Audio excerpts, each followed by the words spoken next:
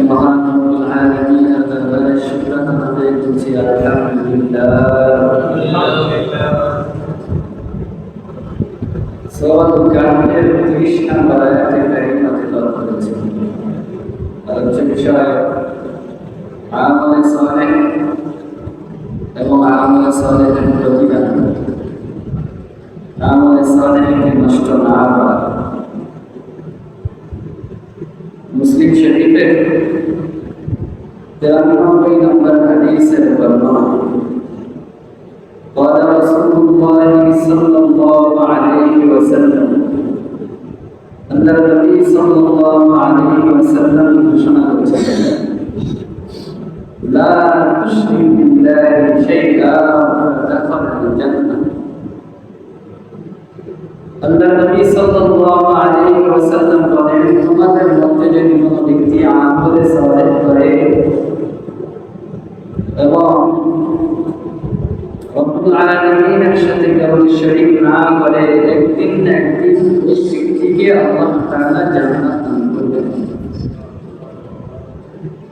মুসলিম শরীফের 187 নম্বর হাদিসের বর্ণনা عن أبي هريرة رضي الله تعالى عنه থেকে বর্ণিত, তিনি বলেন আল্লাহর নবী সাল্লাল্লাহু আলাইহি ওয়াসাল্লাম আমাদেরকে ওয়াজ করেছিলেন।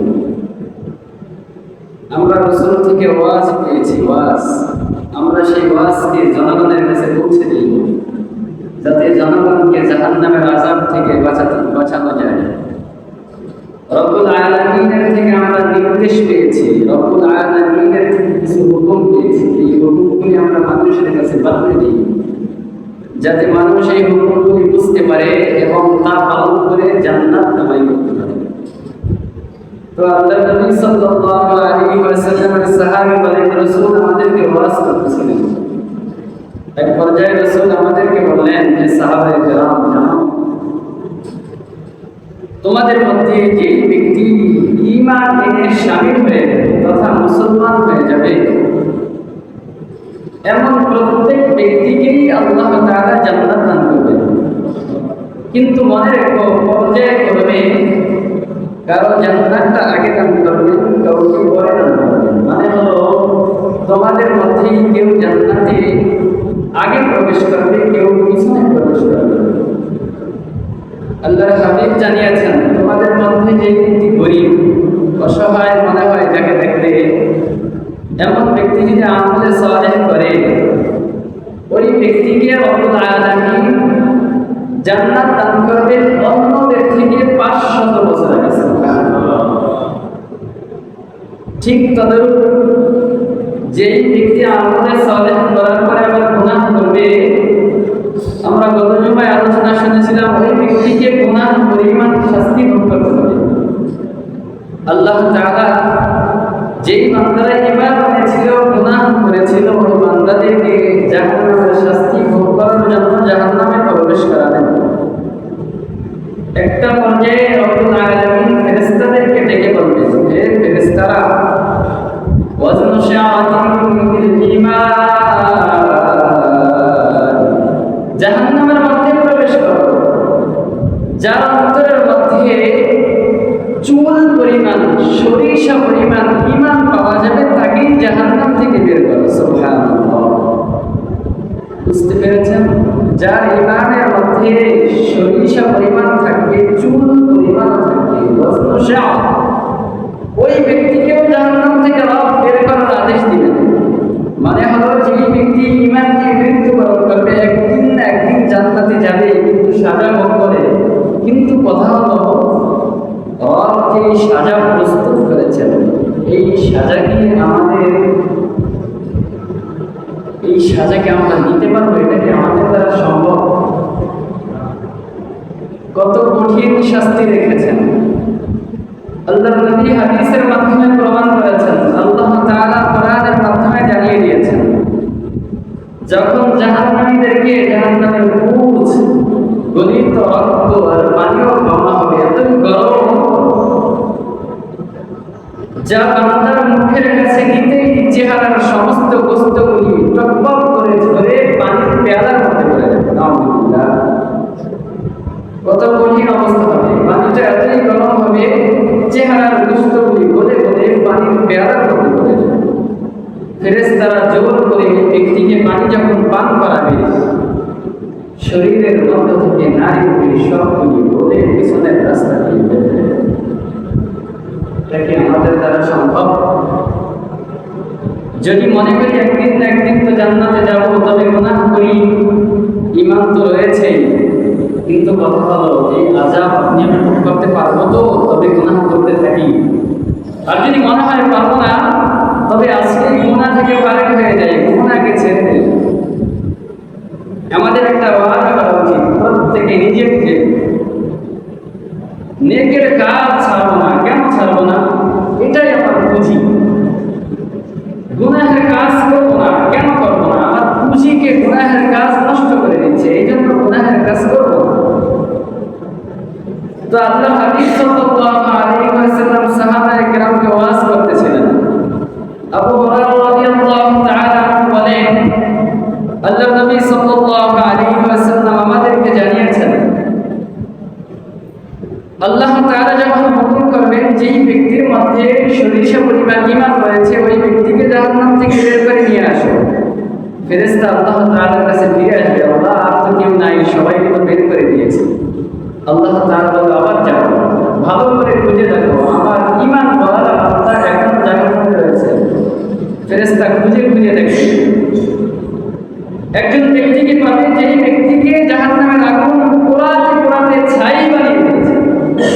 এত পরিমাণ পুড়িয়েছে, ছাই বানিয়ে ফেলেছে, যাকে দেখতে বোঝাই যায় না এই ব্যক্তির মধ্যে ঈমানের ছিটা ফোটা রয়েছে। আল্লাহ তাআলা বলবে, তাকেও বের করে আনো, তার মধ্যে ঈমানের ছিটা রয়েছে। ফেরেশতা দেখবে ওই ব্যক্তিকে জাহান্নামের আগুন পোড়াতে পোড়াতে, জাহান্নামের আগুন ধাক্কাতে ধাক্কাতে জাহান্নামের কিনারায় নিয়ে গেছে। ওই ব্যক্তিকে যখন জাহান্নাম থেকে বের করা হবে, আল্লাহ তাআলা ওই ব্যক্তিকে জাহান্নাম থেকে বের করে একটি গাছের ছায়া তলে স্থান দিবেন, যেই গাছের ছায়া রয়েছে এবং মিষ্টি পানি রয়েছে। আল্লাহর হাবিব সাল্লাল্লাহু আলাইহি ওয়াসাল্লাম বলেন, ওই ব্যক্তি গাছের ছায়ায় যখন অবস্থান করবে আর গাছের এই মিষ্টি পানিও যখন পান করবে, যেই জাহান্নাম তাকে পোড়াতে পোড়াতে ছাই বানিয়ে ফেলেছিল, এই জাহান্নামের সমস্ত কষ্ট ভুলে যাবে। সুবহানাল্লাহ! গাছের ছায়াটা কেমন মধুর হবে আর পানিটা কত বড় সুপ্রিয়। ওই ব্যক্তি কিছুক্ষণ পরে দেখতে পাবে কিছুটা দূরে অন্য একটা গাছ দেখা যায়, যেটা এই গাছের থেকে আরো সুন্দর, বহুত গুণে সুন্দর। আল্লাহ তাআলার কাছে আরজি করবে, আল্লাহ তাআলা আমাকে ওই গাছের ছায়া তলে নিয়ে যান। পর্যায়ক্রমে 3টা গাছ অতিক্রম করবে, এমন একটা গাছ সে পাবে যে গাছটা থাকবে জান্নাতের দরজার সন্নিকটে। আল্লাহ তাআলাকে ডেকে বলবে, আল্লাহ তাআলা জান্নাতের দরজায় তো নিয়ে এসেছেন, এমন একটা অবস্থানে আমাকে রেখেছেন যেখান থেকে জান্নাতের হুরে গিলমান আমরা দেখতে পাই, যেখান থেকে জান্নাতের নাজ নিয়ামত দেখতে পাই, কিন্তু দুর্ভাগ্য ভক্ষণ করতে পারি না। জান্নাতের যে নিয়ামত এগুলি ব্যবহার করতে পারছি না, কিন্তু এটা দেখতে পাই, আমার আফসোস লাগে। আল্লাহ তাআলা দয়া করে যদি একটু দরজায় বসিয়ে দিতেন, আমি হাওয়াটা পাব। যদি আমাকে দরজায় বসিয়ে দিতেন, তবে জান্নাত থেকে যে হাওয়াটা আসতেছে, মিষ্টি বাতাস, এই বাতাসটা অন্তত শরীরে লাগাইতাম। আল্লাহ তাআলা তাকে দরজায় বসিয়ে দিলেন। সুবহানাল্লাহ! এই পর্যায়ক্রম কেন? আল্লাহ তাআলা এই পর্যায়ক্রমের মাধ্যমে আমাদেরকে শিখিয়েছেন, রবের কাছে চেয়ে চেয়ে অর্জন করাটাকে রব ভালোবাসেন। তুমি বান্দা রবের কাছে চেয়ে চেয়ে রবের থেকে গ্রহণ করবে, এটাকে রব ভালোবাসে। অতএব প্রত্যেকটা পদক্ষেপ রবের থেকে চেয়ে চেয়ে গ্রহণ করবে। এক পর্যায়ে বান্দা বলবে, আল্লাহ দরজায় তো বসিয়েছেন, একটু ভিতরে ঢোকার অনুমতি দেন না, ভিতরে প্রবেশ করি। আল্লাহ তাআলা বলবে, আরে নালায়েক, আল্লাহ তাআলা তো বারবার ওয়াদা করাইতেন, তুমি তো আর কিছু চাইবে না। আরে নালায়েক, বারবার ওয়াদা করতেছো আর কিছু চাইবে না, তারপরেও আবার চাচ্ছ, নিয়ামত দেখছো, উপরে ওঠার জন্য চিন্তা ফিকির করছো। আল্লাহ তাআলা বলবেন, যা তোকে জান্নাত দিয়ে দিলাম। সুবহানাল্লাহ! আল্লাহর হাবিব সাল্লাল্লাহু আলাইহি ওয়াসাল্লাম বলেন, যেই ব্যক্তিকে সব থেকে ছোট জান্নাত আল্লাহ তাআলা দান করবে, সর্বশেষ যেই ব্যক্তিকে জান্নাতে আল্লাহ তাআলা প্রবেশ করাবে, বাংলাদেশের মতো নয়, পৃথিবীর মতো নয়, আল্লাহ তাআলা এই ব্যক্তিকে গোটা 10 দুনিয়ার সমপরিমাণ জান্নাত দান করবে।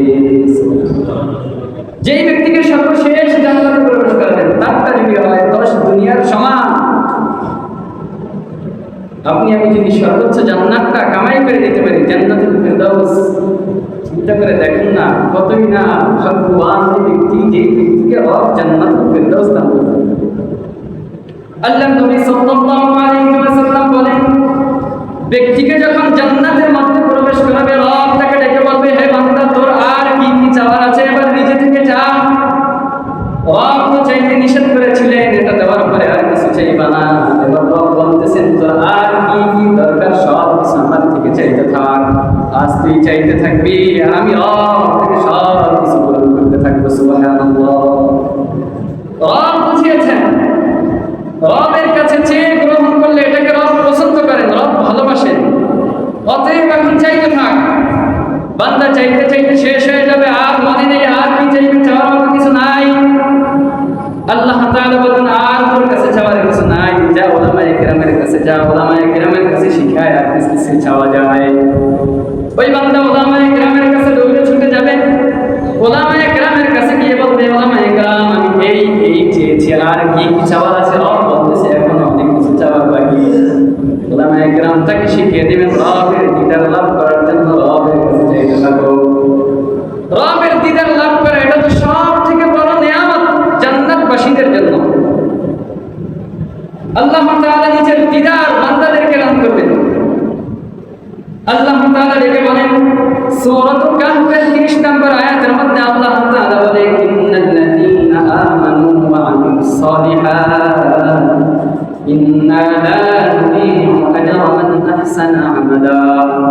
আল্লাহ তাআলা ডেকে বলেন, নিশ্চয়ই দুনিয়ার মধ্যে তোমাদের মধ্যে যে ব্যক্তি ঈমান আনয়ন করবে, ওয়া আমিলুস সালিহাত, পক্ষান্তরে আমলে সালেহ করবে, ইন্না লা নুযীউ আজরা মান আহসানা আমালা, মনে রাখবা প্রত্যেকটা নেক আমল তোমাকে কড়াই ঘন্টায় বুঝিয়ে দেওয়া হবে। রব তোমাদের নেক আমলকে বিনষ্ট করবেন না, রব তোমাদের নেক আমলকে বিনষ্ট করবে না, বরং প্রত্যেকটা নেক আমল তোমাদেরকে বুঝিয়ে দেওয়া হবে। যালিকা জাযাউহুম, আল্লাহ তাআলা ডেকে বলেন, তোমাদের নেক আমলগুলি তো নষ্ট করবেন না, শুধু তাই নয়, তোমাদেরকে এমন কিছু দান করবেন, উলাইকা লাহুম জান্নাতু আদনিন তাজরি মিন তাহতিহাল আনহার।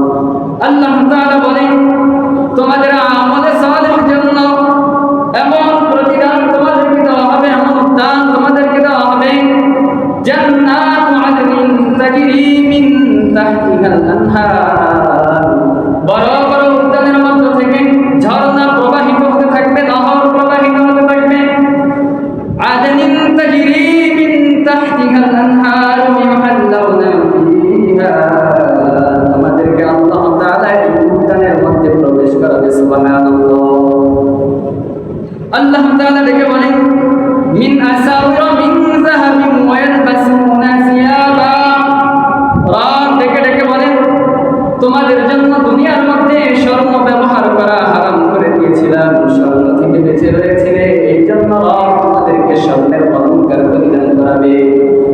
জান্নাতের মধ্যে রব বান্দাদেরকে স্বর্ণের অলংকার পরিধান করাবে। শুধু তাই নয়, আল্লাহ তাআলা বলেন, মিন আসাউরা মিন যাহাবিন ওয়া ইয়ালবাসুনা সিয়াবান খুদরাম মিন সুন্দুস, আল্লাহ তাআলা বলেন, তোমাদের জন্য রেশমের কাপড় ব্যবহার করা নিষেধ করে দিয়েছিলাম।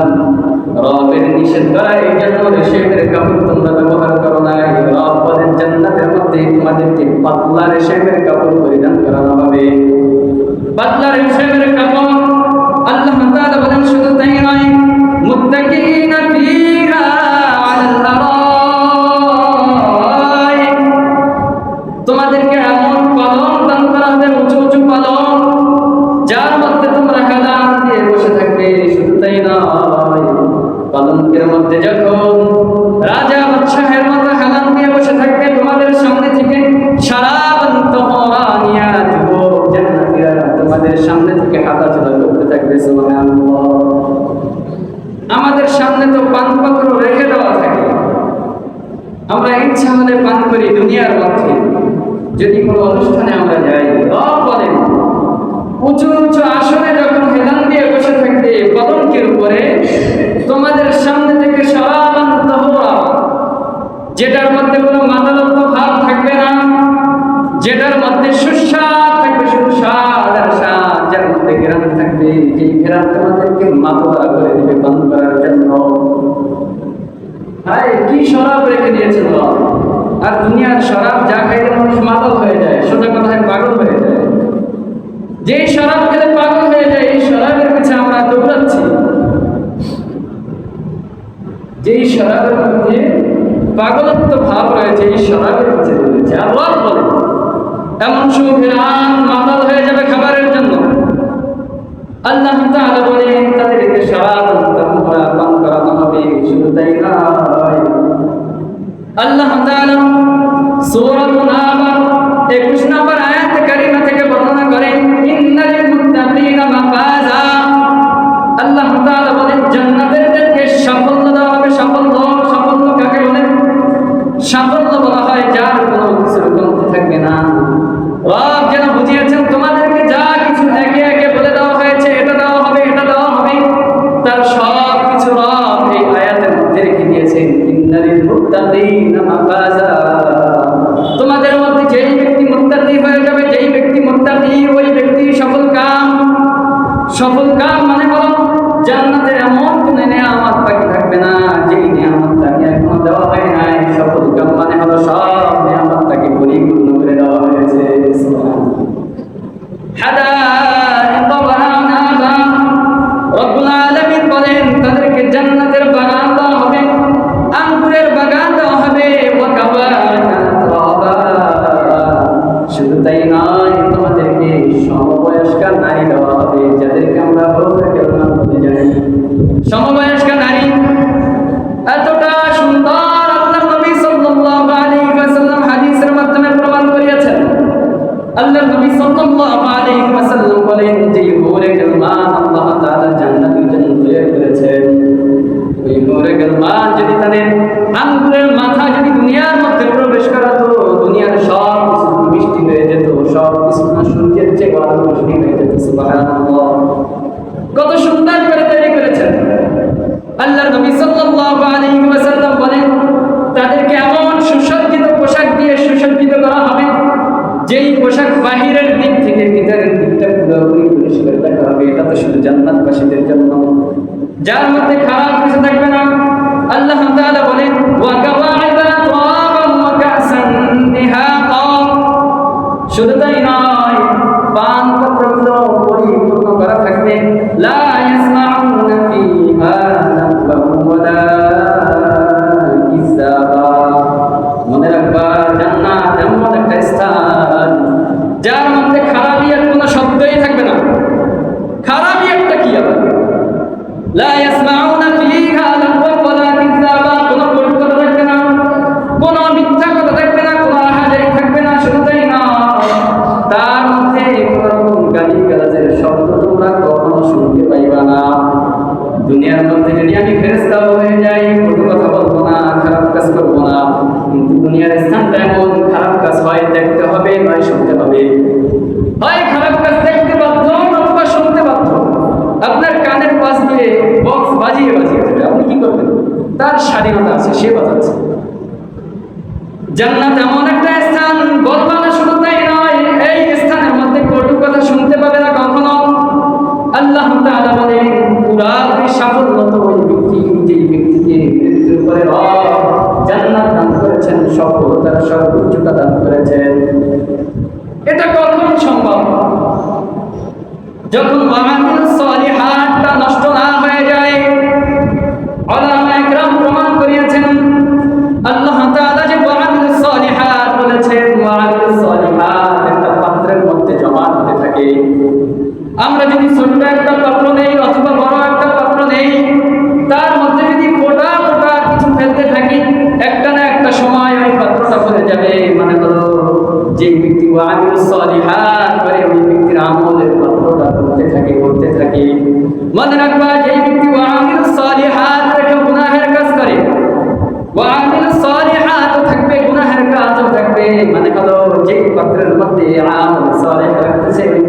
ছিদ্র। সোজা কথা হলো, যেই পাত্রটা ছিদ্র হয়ে যায় ওই পাত্রকে আপনি যত বেশি জমা করার জন্য থাকবে না। মানে হলো ওয়ামিলুস সালিহাত করবা, পাশাপাশি গুনাহ করবা, ওয়ামিলুস সালিহাতের কোনো নাই। মানে হলো যখন নেক আমল করা শুরু তখন থেকেই গুনাহের কাজ ছেড়ে দাও। গুনাহের কাজের মাধ্যমে আমাদের নেক আমলের পাত্র ছিদ্র হয়ে যাচ্ছে। তাই আমাদের নেক আমল যতই হচ্ছে না কেন আমরা তার কোনো প্রতিদান খুঁজে পাচ্ছি না। আল্লাহ তাআলা নেক আমলের মাধ্যমে বান্দাকে যে স্বাদ দান করবে, বান্দা নেক আমল করবে তো আমলে মজা পাবে। আমরা নেক আমল করছি, আমলে মজাও পাচ্ছি না, আমাদের আমলের পাত্রটা ছিদ্র। যত বেশি নেক আমল করি আর এই ছিদ্রের মাধ্যমে নেক আমল নষ্ট হয়ে যাচ্ছে, আমলে সালেহ জমাটা হচ্ছে না।